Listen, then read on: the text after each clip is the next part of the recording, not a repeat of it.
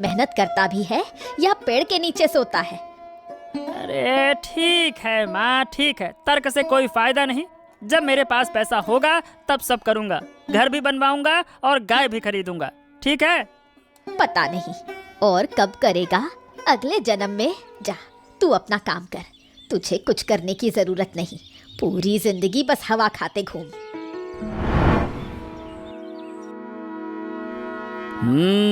क्या हुआ देवराज, आज तुम इतने गंभीर क्यों हो? मेरी जयकार करना भूल गए क्या? महाराज, मैं एक शिकायत लेकर आया हूँ। अगर आप अनुमति दें तो मैं कहूँ। हाँ हाँ, कहो कहो, क्या है तुम्हारी शिकायत, बताओ। अरे महाराज, वो माधव किसान है ना, अरे वो दिन रात अपनी गाय के सामने मेरे बारे में उल्टी सीधी बातें करता रहता है। हैं? गाय के सामने?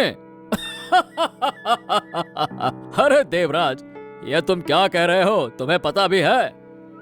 अरे हाँ महाराज, मैं सच कह रहा हूँ। उसकी गाय बहुत चालाक है, सब कुछ समझती है और इसीलिए वो मेरे बारे में बुरा भला उसी के सामने कहता है। एक गाय इंसानों की बातें भला कैसे समझ सकती है? तुम पगला गए हो क्या? अरे सुबह सुबह मुझे हंसाने का नया तरीका ढूंढा है क्या? गाय से शिकायत? अरे महाराज, मेरी परेशानी मैं आपको कैसे बताऊं? देखिए, मुझे किसी ने मोहल्ले में बताया और सुनकर सुबह से मेरा मन खराब है। मैं तो हमेशा आपके पास प्रजा की समस्याएं लेकर आता हूँ, लेकिन मेरे बारे में बताइए भला ऐसा कहना। अरे देवराज, तुम ऐसी छोटी छोटी बातों पर ध्यान मत दो, शांत रहो, शांत। और कौन क्या कह रहा है ये देखने की जरूरत नहीं है, समझे? जी महाराज, जब आप कह रहे हैं तो मान लेता हूँ। ठीक है ठीक है, अगर माधव की गाय इतनी होशियार है तो अब मैं इसे चुरा कर ही देखूंगा। इसे ऐसे तो नहीं छोड़ूंगा। अब देखता हूँ कि रात में ये कहाँ जाती है। मुझे लगता है कि 2 दिन में खेत की जुताई पूरी हो जाएगी। अरे अकेले काम कर रहा हूँ ना, इसीलिए थोड़ी देर लग रही है। तुमसे कहना बेकार है, अकेले ही मेहनत करते रहो। गाय खरीदकर घर में बैठा रखा है, उससे काम करवाओ तो क्या बिगड़ जाएगा? तुम उसे ऐसे रखते हो मानो वो गाय नहीं कोई इंसान हो। हाँ, ये तो गोविंद की आवाज है। क्या बात है, वो तो कभी इस तरह नहीं चिल्लाता। चलो चलो चलो चलो, देख कर आते हैं, चलो।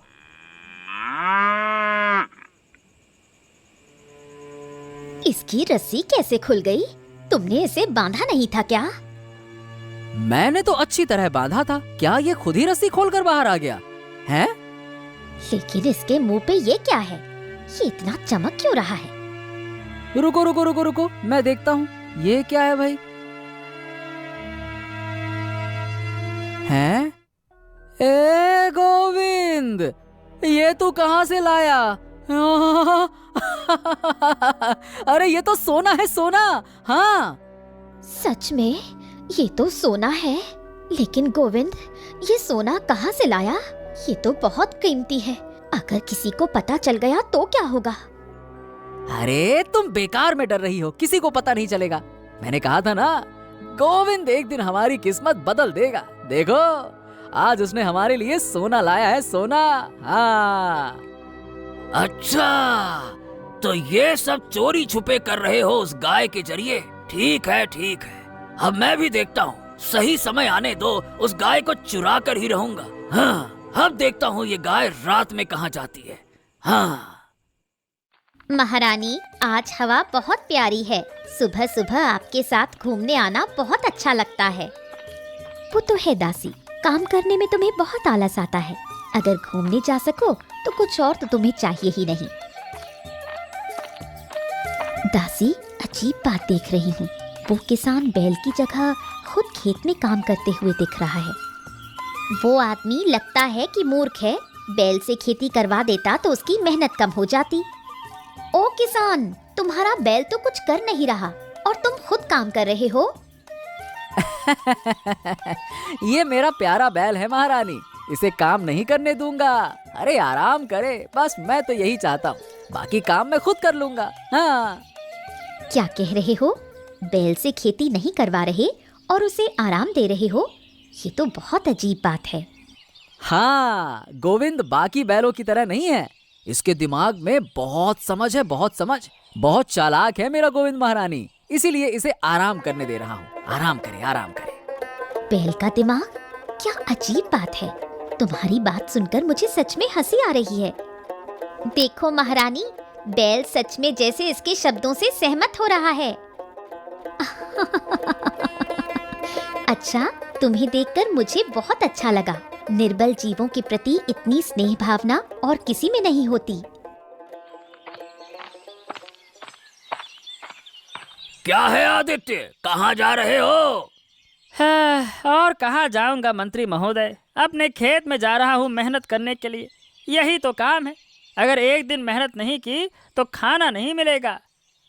आदित्य, तुम सारा जीवन मेहनत करते जा रहे हो और माधव ने एक ऐसा बैल, मतलब गाय बैल जो भी कहो, पाल रखा है जो एक दिन उसे अमीर बना देगा। ये क्या कह रहे हैं मंत्री महोदय? बैल से अमीर बनना? ये सारी बातें मैं नहीं मानता। मुझे पता है कि माधव भाई उस बैल से बहुत प्यार करते हैं, लेकिन मैं ये नहीं मान सकता कि वही बैल उन्हें अमीर बना देगा। ये क्या बात हुई? अरे ये कोई कहानी नहीं है आदित्य। माधव का बैल बहुत समझदार है, वही बैल उसे एक दिन अमीर बना देगा। तुम अभी विश्वास नहीं कर रहे हो ना, लेकिन बाद में देखना तुम्हें विश्वास हो जाएगा। हाँ, लगता है माधव भाई की तरह हमारे मंत्री महोदय भी पागल हो गए हैं। अगर माधव अमीर हो जाए तो क्या किया जा सकता है मंत्री जी? जो किस्मत में होगा वही होगा। हाँ, मैं तो अपनी मेहनत करता रहूंगा। हाँ, ठीक है, तुम मेहनत करो, मैं तुम्हें रोकूंगा नहीं। लेकिन इन दोनों को थोड़ा ध्यान से देखो। तुम भी माधव की तरह एक बैल क्यों नहीं खरीद लेते? तब तो तुम भी आराम से बैठकर खा सकते हो। आराम से बैठकर खाने की मेरी आदत नहीं है मंत्री महोदय। मैं खुद को मेहनत करके स्थापित करना चाहता हूँ, और माधव भाई जो आराम से बैठकर खा रहे हैं वो भी सही नहीं है मंत्री महोदय। अच्छा, तो फिर क्या सही है?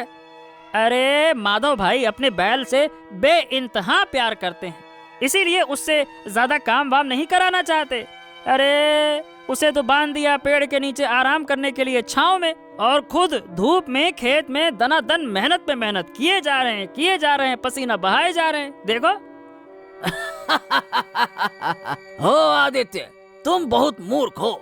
जिस दिन समझ पाओगे कि उसे आराम क्यों दे रहे हैं, उस दिन पछताओगे। हाँ। अरे कोई बात नहीं मंत्री महोदय, जीवन में एक